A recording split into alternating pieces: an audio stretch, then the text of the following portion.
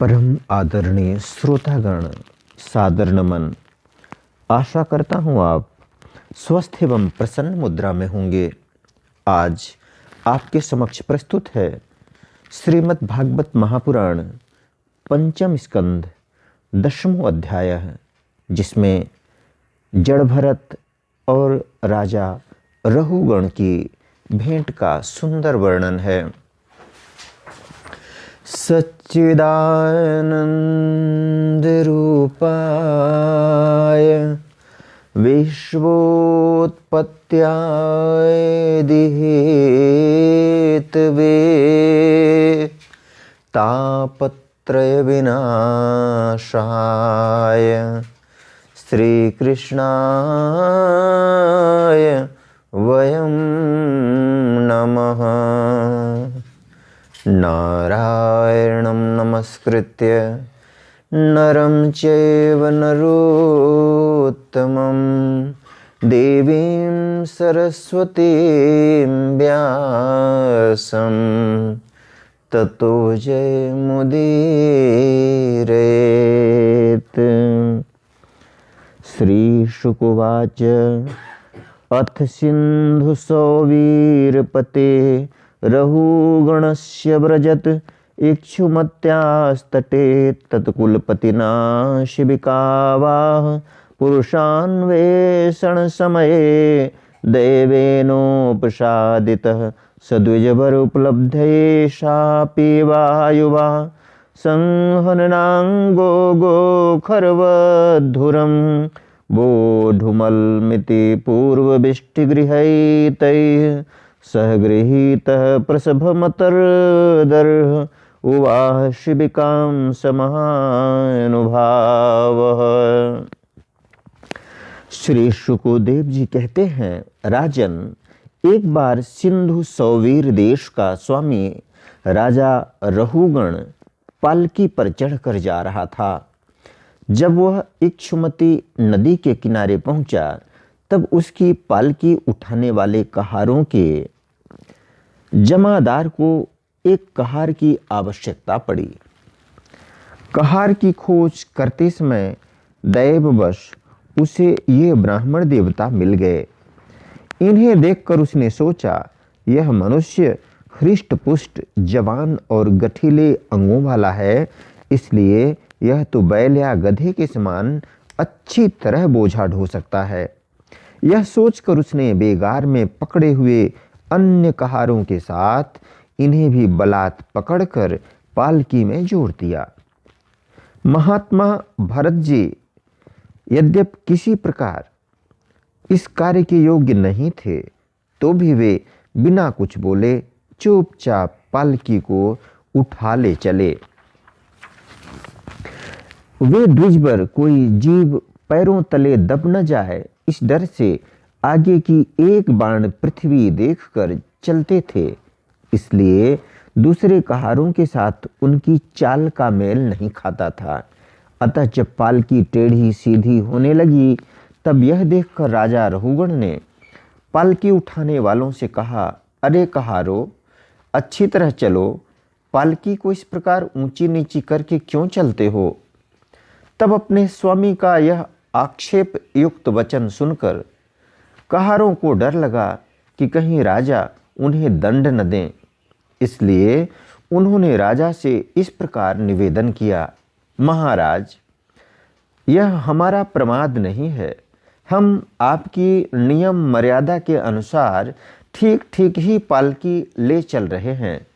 यह एक नया कहार अभी अभी पालकी में लगाया गया है, तो भी यह जल्दी जल्दी नहीं चलता। हम लोग इसके साथ पालकी नहीं ले जा सकते।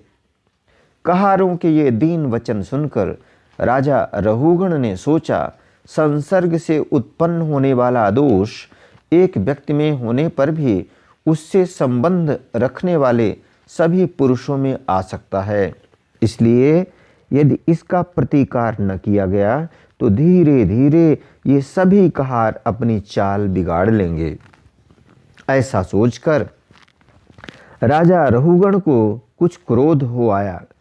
यद्यपि उसने महापुरुषों का सेवन किया था, तथापि क्षत्रिय स्वभाववश बलात् उसकी बुद्धि रजोगुण से व्याप्त हो गई और वह उन द्विज श्रेष्ठ से, जिनका ब्रह्म तेज भस्म से ढके हुए अग्नि के समान प्रकट नहीं था, इस प्रकार व्यंग से भरे वचन कहने लगा।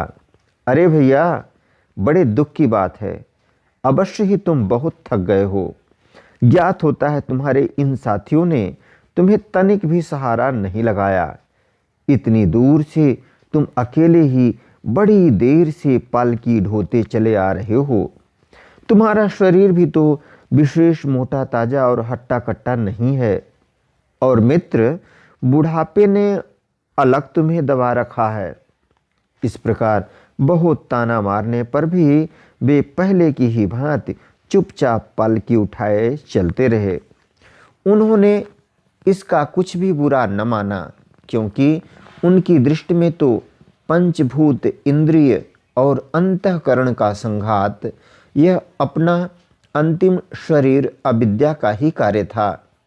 वह विविध अंगों से युक्त दिखाई देने पर भी वस्तुतः था ही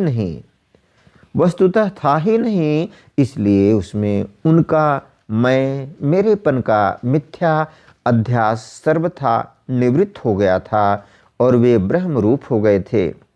किंतु पालकी अब भी सीधी चाल से नहीं चल रही है। यह देखकर राजा रहुगण क्रोध से आग बबूला हो गया और कहने लगा, अरे यह क्या तू जीता ही मर गया है? तू मेरा निरादर करके मेरी आज्ञा का उल्लंघन कर रहा है। मालूम होता है तू सर्वथा प्रमादी है। अरे जैसे दंडपाण यमराज जन समुदाय को उसके अपराधों के लिए दंड देते हैं, उसी प्रकार मैं भी अभी तेरा इलाज किए देता हूँ, तब तेरे होश ठिकाने आ जाएंगे। रहुगण को राजा होने का अभिमान था, इसलिए वह इसी प्रकार बहुत सी अनाप शनाप बातें बोल गया। वह अपने को बड़ा पंडित समझता था, अतः रज तम युक्त अभिमान के वशीभूत होकर उसने भगवान के अनन्य प्रीति पात्र भक्तवर भरत जी का तिरस्कार कर डाला।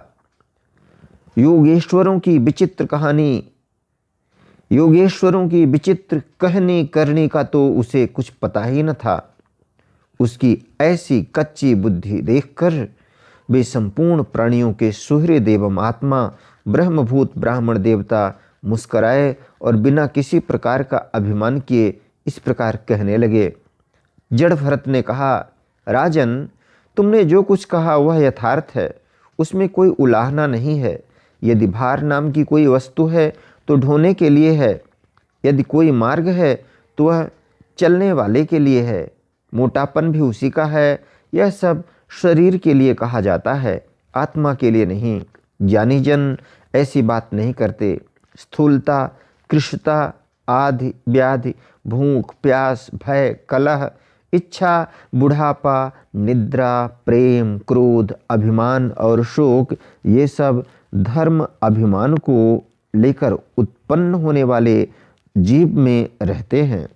मुझ में इनका लेश भी नहीं है।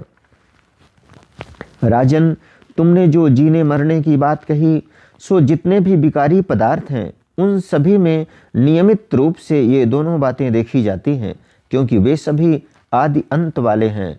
यशस्वी नरेश, जहाँ स्वामी सेवक भाव स्थिर हो, वहीं आज्ञा पालनादि का नियम भी लागू हो सकता है। तुम राजा हो और मैं प्रजा हूँ।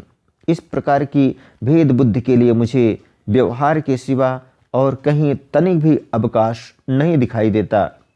परमार्थ दृष्टि से देखा जाए तो किसे स्वामी कहें और किसे सेवक। फिर भी राजन, तुम्हें यदि स्वामित्व का अभिमान है तो कहो, मैं तुम्हारी क्या सेवा करूं? वीरवर, मैं मत्त, उन्मत्त और जड़ के समान अपनी ही स्थिति में रहता हूं।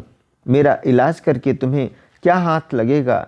यदि मैं वास्तव में जड़ और प्रमादी ही हूँ तो भी मुझे शिक्षा देना पिसे हुए को पीसने के समान व्यर्थ ही होगा। श्री सुखदेव जी कहते हैं, परीक्षित, मुनिवर जड़ भरत यथार्थ तत्व का उपदेश करते हुए इतना उत्तर देकर मौन हो गए। उनका देहात्म बुद्धि का हेतुभूत अज्ञान आवृत हो चुका था, इसलिए वे परम शांत हो गए थे।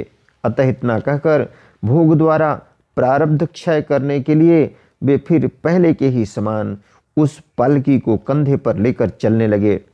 सिंधु सौवीर नरेश रहुगण भी अपनी उत्तम श्रद्धा के कारण तत्व जिज्ञासा का पूरा अधिकारी था। जब उसने उन द्विज श्रेष्ठ के अनेकों योग ग्रंथों से समर्थित और हृदय की ग्रंथि का छेदन करने वाले ये वाक्य सुने, तब वह तत्काल पालकी से उतर पड़ा।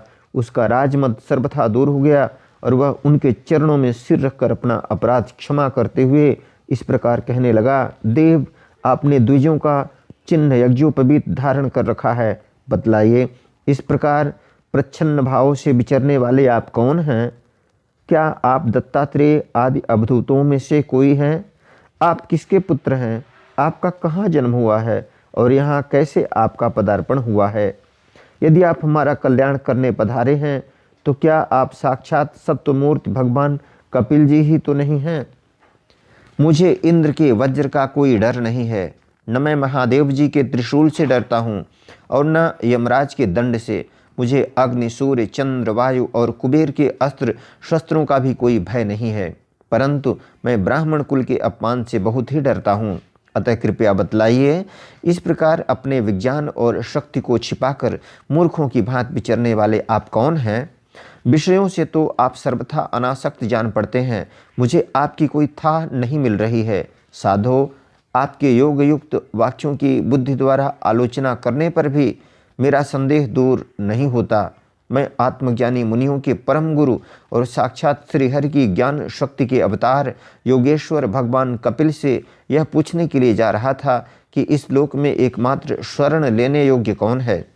क्या आप वे कपिल मुनि ही हैं जो लोगों की दशा देखने के लिए इस प्रकार अपना रूप छिपाकर विचर रहे हैं? भला घर में आसक्त रहने वाला विवेकहीन पुरुष योगेश्वरों की गति कैसे जान सकता है? मैंने युद्धादि कर्मों में अपने को श्रम होते देखा है, इसलिए मेरा अनुमान है कि बोझा ढोने और मार्ग में चलने से आपको भी अवश्य ही होता होगा। मुझे तो व्यवहार मार्ग भी सत्य ही जान पड़ता है, क्योंकि मिथ्या घड़े से जल लाना आदि कार्य नहीं होता। देहादि के धर्मों का आत्मा पर कोई प्रभाव ही नहीं होता, ऐसी बात भी नहीं है। चूल्हे पर रखी हुई बटलोई जब अग्नि से तपने लगती है तब उसका जल भी खोलने लगता है और फिर उस जल से चावल का भीतरी भाग भी पक जाता है। इसी प्रकार अपनी उपाधि के धर्मों का अनुवर्तन करने के कारण देह, इंद्रिय, प्राण और मन की सन्निधि से आत्मा को भी उनके धर्म, श्रम आदि का अनुभव होता ही है। आपने जो दंडादि की व्यर्थता बताई, सो राजा तो प्रजा का शासन और पालन करने के लिए नियुक्त किया हुआ उसका दास ही है। सो राजा तो प्रजा का शासन और पालन करने के लिए नियुक्त किया हुआ उसका दास ही है। उसका उन्मत्तादि को दंड देना पिसे हुए को पीसने के समान व्यर्थ नहीं हो सकता, क्योंकि अपने धर्म का आचरण करना भगवान की सेवा ही है। उसे करने वाला व्यक्ति अपनी संपूर्ण पाप राशि को नष्ट कर देता है। दीन बंधो, राजत्व के अभिमान से उन्मत्त होकर मैंने आप जैसे परम साधु की अवज्ञा की है। अब आप ऐसी कृपा दृष्टि कीजिए जिससे इस साधु अवज्ञा रूप अपराध से मैं मुक्त हो जाऊं। आप देहाभिमान शून्य और विश्व बंधु श्री हरि के अनन्य भक्त हैं, इसलिए सब में समान दृष्टि होने से इस मान अपमान के कारण आप में कोई विकार नहीं हो सकता। तथापि एक महापुरुष का अपमान करने के कारण मेरे जैसा पुरुष साक्षात त्रिशूल पाणी महादेव जी के समान प्रभावशाली होने पर भी अपने अपराध से अवश्य थोड़े ही काल में नष्ट हो जाएगा। न विक्रिया विश्वसुहृत् सखस्य साम्येन वीताभिमते स्तवापि महद्विमानात् स्वकृताधिमादृङ्गन्क्ष्य दूरादपि शूलपाणिः। इति श्रीमद्भागवते महापुराणे पारमहंस्यां संहितायां पंचम स्कन्धे 10वां अध्यायः। बोलो वृंदावन बिहारी लाल की जय। यदक्षरपदभ्रष्टं मात्राहीनं च यद् भवेत् तत्सर्वं क्षम्यतां देव प्रसीद परमेश्वर। वीडियो देखने के लिए धन्यवाद एवं आभार। जय हिंद, जय जगत। आपका जीवन मंगलमय हो।